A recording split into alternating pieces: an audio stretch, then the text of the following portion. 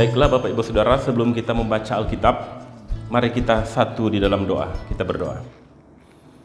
Ya Tuhan Allah Bapa yang bertahta dalam kerajaan sorga, Tuhan yang kami panggil di dalam nama anak-Mu Yesus Kristus Juru Selamat dunia dan manusia. Pada kesempatan ini Tuhan, kami akan membaca dan merenungkan firman-Mu. Kiranya Engkau memberkati kami semua, berkati kami yang mendengarnya, berkati juga hamba-Mu yang akan menyampaikannya, supaya apa yang hamba sampaikan dapat hamba pertanggungjawabkan di hadapan-Mu. Di dalam nama Tuhan Yesus, sumber segala firman, kami berdoa. Amin. Baiklah Bapak Ibu Saudara, pembacaan Alkitab kita malam hari ini terambil dari kitab Rut 3 ayat 8 sampai 15. Rut 3 ayat 8 sampai 15 yang menyatakan, pada waktu tengah malam dengan terkejut terjagalah orang itu, lalu meraba-raba ke sekelilingnya dan ternyata ada seorang perempuan berbaring di sebelah kakinya. Bertanyalah ia, siapakah engkau ini? Jawabnya, aku Rut, hamba-Mu. Kembangkanlah kiranya sayap-Mu melindungi hamba-Mu ini, sebab engkaulah seorang kaum yang wajib menebus kami. Lalu katanya, diberkatilah kiranya engkau oleh Tuhan ya anakku. Sekarang engkau menunjukkan kasih-Mu lebih nyata lagi daripada yang pertama kali itu, karena engkau tidak mengejar-ngejar orang-orang muda, baik yang miskin maupun yang kaya. Oleh sebab itu anakku, janganlah takut. Segala yang kau katakan itu akan kulakukan kepadamu, sebab setiap orang dalam kota kami tahu bahwa engkau seorang perempuan baik-baik. Maka sekarang memang aku seorang kaum yang wajib menebus. Tetapi walaupun demikian masih ada lagi seorang penebus yang lebih dekat daripadaku. Tinggallah di sini malam ini dan besok pagi.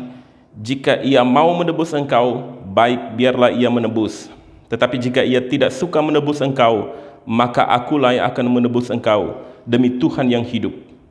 Berbaring sajalah tidur sampai pagi. Jadi berbaringlah ia tidur di sebelah kakinya sampai pagi, lalu bangunlah ia sebelum orang dapat kenal mengenal. Sebab kata Boas, janganlah diketahui orang bahwa seorang perempuan datang ke tempat pengirikan. Lagi katanya, berikanlah selendang yang engkau pakai itu dan tadahkanlah itu. Lalu ditadahkannya selendang itu, kemudian ditakarnyalah 6 takar jelai ke dalam selendang itu. Sesudah itu pergilah Boas ke kota. Shalom Bapak Ibu Saudara yang dikasihi oleh Tuhan Yesus.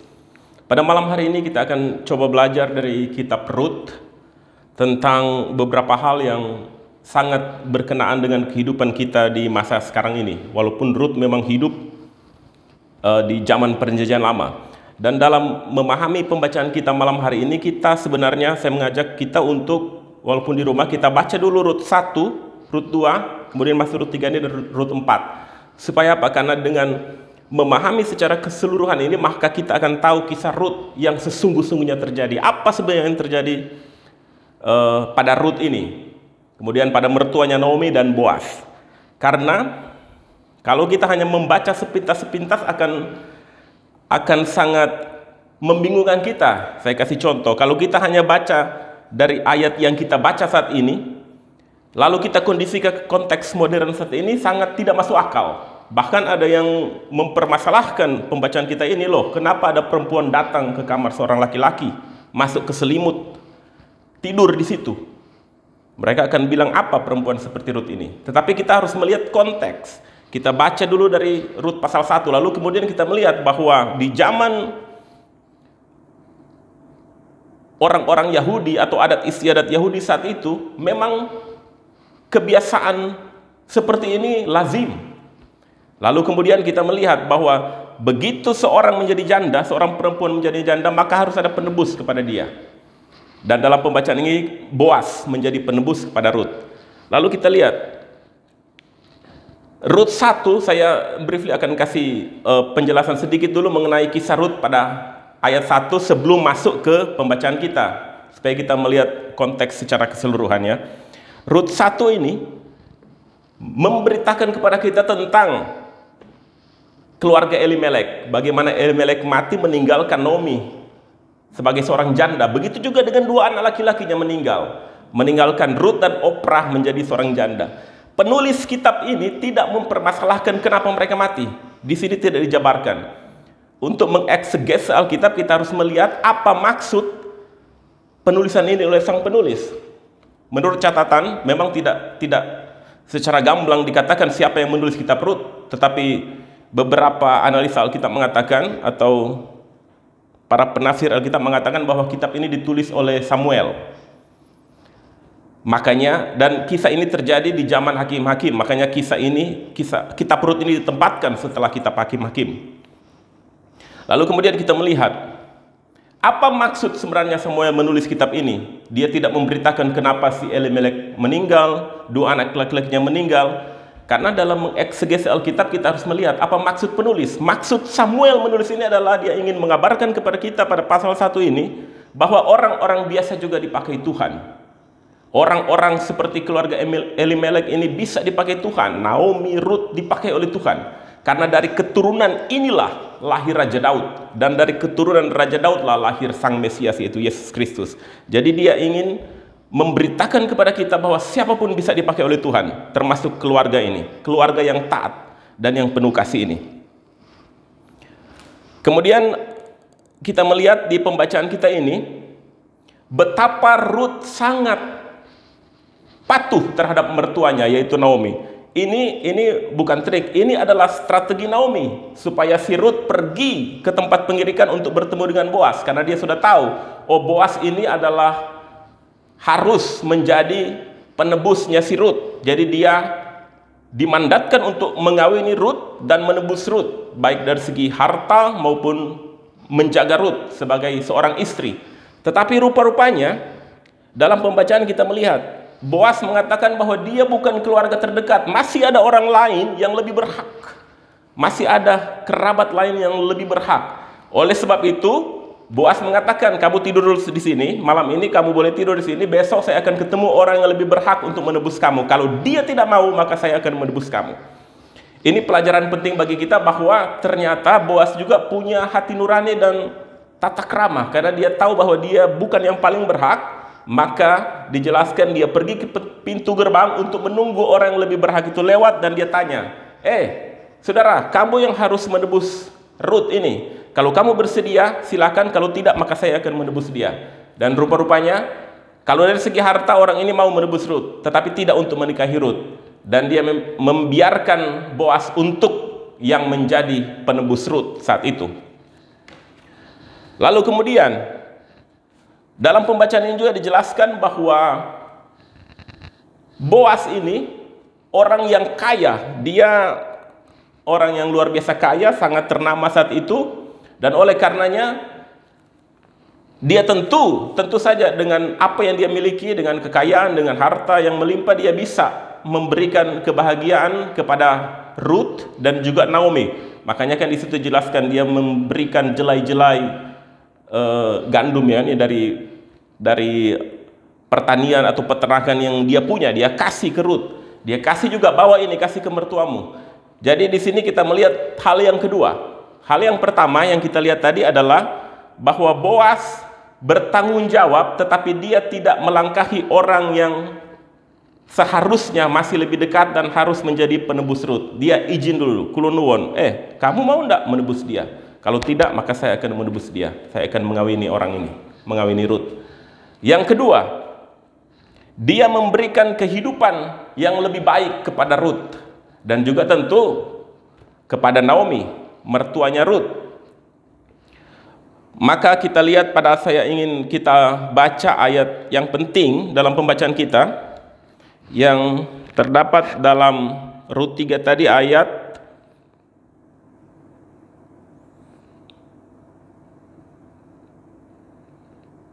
15. Lagi katanya, berikanlah selendang yang engkau pakai itu dan tadahkanlah itu. Lalu ditadahkannya selendang itu. Kemudian ditakarnya 6 takar jelai ke dalam selendang itu. Sesudah itu pergilah Boas ke kota. Sebelum dia menikahi Rut pun dia sudah memberikan apa yang pantas dia berikan kepada Rut. Karena dia tahu Rut ini orang baik-baik, Rut ini patuh terhadap mertuanya dan sebagainya. Jadi kita melihat dalam pembacaan ini ada 3 sosok yang luar biasa di dalam kasih, yaitu Naomi sebagai mertuanya Rut, Ruth sebagai menantunya Naomi, dan juga Boas yang kelak kemudian di pasal 4 dia menjadi suaminya Ruth. Bapak Ibu Saudara yang dikasihi Tuhan, GPIB saat ini memasuki bulan pelayanan kesaksian atau bulan pelayanan dan kesaksian GPIB. Ini ada konteks yang kita baca ini sebenarnya punya benang merah yang dapat kita tarik untuk kita saksikan kepada orang-orang di pos Pelkes. Jadi pembacaan ini mengajarkan kepada kita betapa pentingnya kita yang berkelebihan untuk memberi kepada mereka yang kurang, katakanlah kurang. Sebab kasih tidak hanya sekedar menerima, kasih harus memberi. Dan bulan Pelkes ini menjadi tantangan bagi kita GPIB untuk menjadi saluran berkat seperti Boas menjadi saluran berkat bagi Ruth dan Naomi, garis keturunan keluarga Elimelek. Jadi Boas menjadi saluran berkat kepada mereka, begitu pula kita yang mungkin punya kelebihan apapun itu untuk menjadi saluran berkat bagi pos-pos pelayanan, bagi jemaat-jemaat di pos pelayanan yang ada, apalagi yang ada di pedalaman sana. Ini adalah ajakan bagi kita bersama supaya apa yang dikatakan oleh Yohanes 13 ayat 34 kepada kita yang merupakan perintah baru Yesus bisa menjadi kenyataan. Saya akan bacakan ayat ini bagi saudara karena ini ada korelasi dengan pembacaan kita saat ini tentang kasih. Maka mari kita buka Yohanes 13 ayat 34. Yohanes 13 ayat 34. Yesus memberi perintah baru kepada kita dengan mengatakan, Aku memberikan perintah baru kepada kamu, yaitu supaya kamu saling mengasihi, sama seperti aku telah mengasihi kamu. Demikian pula kamu harus saling mengasihi. Ini perintah baru Yesus yang sudah dilakukan oleh Boas tahun-tahun, ratusan tahun bahkan sebelum Yesus lahir. Jadi perintah baru ini adalah ajakan bagi kita di bulan pelayanan dan kesaksian GPIB ini supaya kita semakin memberi diri untuk membantu sesama kita, karena Yesus kan sudah mengajarkan kepada kita satu langkah lebih maju. Jika dunia mengajarkan kita mengasihi orang yang mengasihi kita, maka Yesus mengatakan kasihilah musuhmu dan berdoalah bagi mereka yang menganiaya kamu. Ini adalah satu langkah lebih maju yang telah diajarkan Yesus. Maka pada malam hari ini kita telah belajar beberapa hal yang bisa menjadi pegangan atau pedoman kita orang beriman di masa kini. Walaupun kisah ini terjadi di masa perjanjian lama, tapi korelasi atau konteksnya bisa kita aktualisasikan pada masa ini. Hal pertama yang kita pelajari dan bisa kita terapkan dari hari ke hari adalah bahwa roda kehidupan terus berputar. Dan bila kita tetap percaya pada Tuhan yang hidup, maka Tuhan akan memberikan selalu pengharapan baru bagi kita. Asal saja kita tahu kepada siapa kita bersandar dan menaruh harap kita.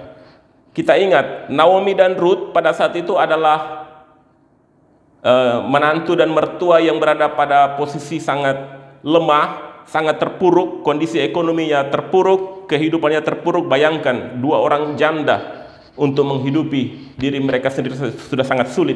Lalu datang Boas sebagai penyelamat mereka dalam tanda kutip. Ini juga menggambarkan tentang perjanjian baru, bagaimana Yesus datang sebagai penebus kita. Telah digambarkan oleh Boas pada masa perjanjian lama. Jadi kalau kita menaruh pengharapan kita kepada Kristus saja, maka roda itu berputar. Kita mungkin ada di bawah, kita akan di atas. Kita lihat kehidupan Naomi dan Ruth berubah total, berubah drastis begitu Boas masuk dalam kehidupan mereka. Yang kedua, seperti Boas yang telah menebus Ruth, maka itu adalah gambaran Kristus Yesus yang sudah menebus kita melalui kematiannya di atas kayu salib. Ini harus kita ingat benar-benar. Kita di dalam keadaan terpuruk, harusnya kita kan masuk neraka di dalam keadaan terpuruk, tetapi Yesus datang menyelamatkan kita, menyediakan tempat kita di sorga. Jadi hal kedua yang kita belajar, Boas menebus Ruth dan Naomi. Boas menebus Ruth, kemudian Naomi ikut tentu dalamnya, dalam kebahagiaan itu, dalam keberbahagiaannya Ruth. Begitu juga Yesus menebus kita dan seluruh isi dunia yang telah dipilih Dia. Seluruh dunia yang percaya kepadanya.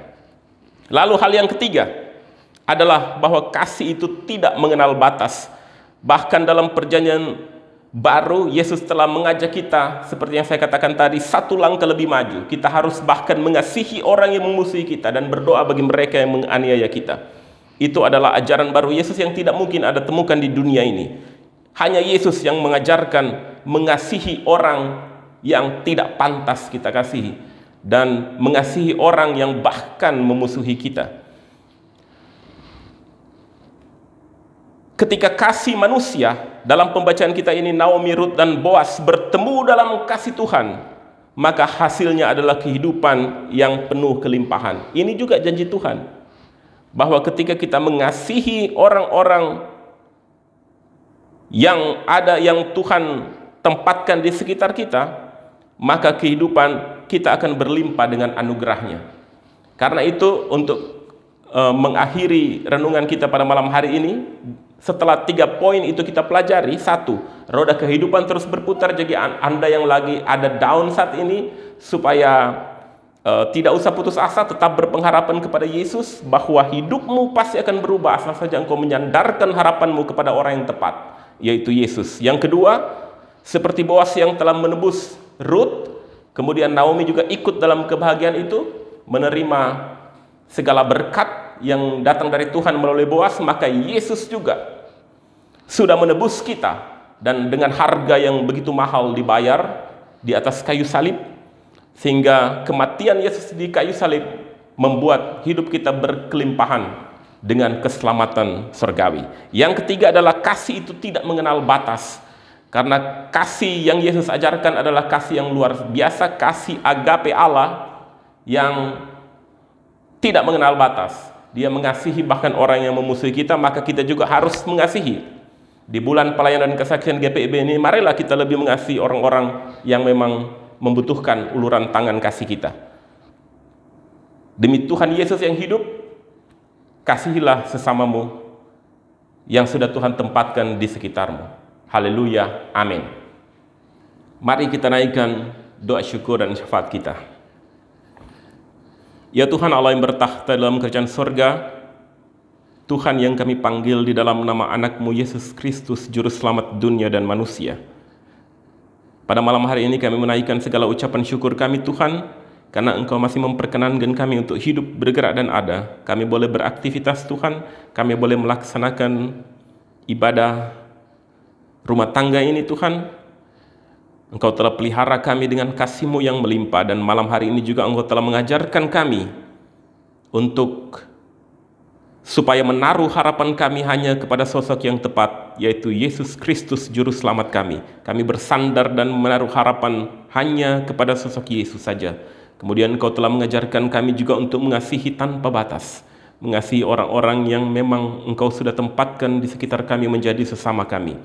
Kami juga diajarkan untuk menghargai apa yang telah Yesus lakukan di kayu salib, yaitu menebus kami, seperti Boas yang menebus Ruth. Tuhan Yesus, dari tempat ini juga kami berdoa untuk gereja GPIB Martin Luther di tempat ini.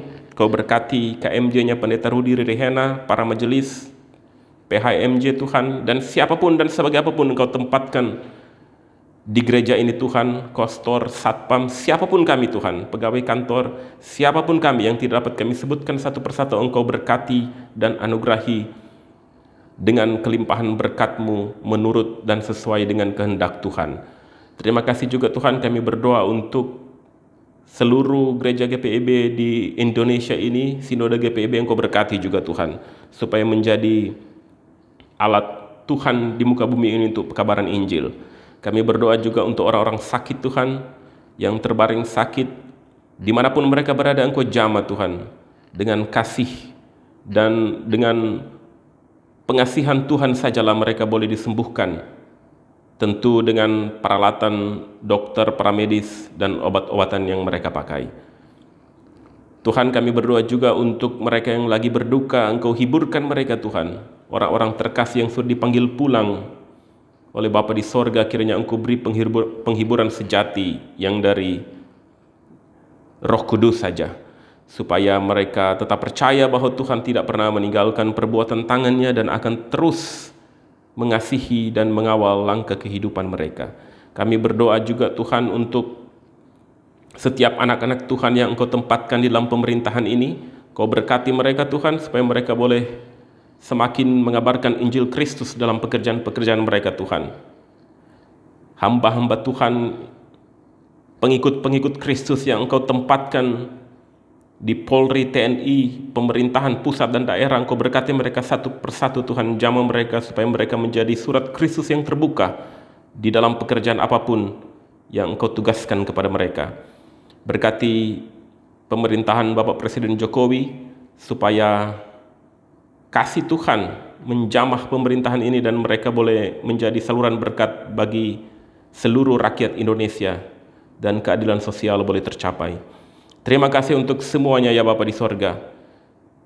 Tak putus-putusnya juga kami berdoa buat hamba-hamba Tuhan, para penginjil yang Engkau tempatkan di daerah-daerah pelayanan yang terpencil sana Tuhan. Kau berkati mereka, jaga langkah kehidupan mereka.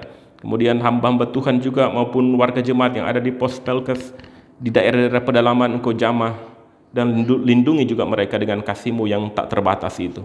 Terima kasih untuk semuanya Bapa di sorga. Ampuni kami orang-orang berdosa ini dan jaga terus kami. Bila sebentar kami akan tidur, Engkau jaga kami dan boleh bangunkan kami besok dengan kekuatan yang baru.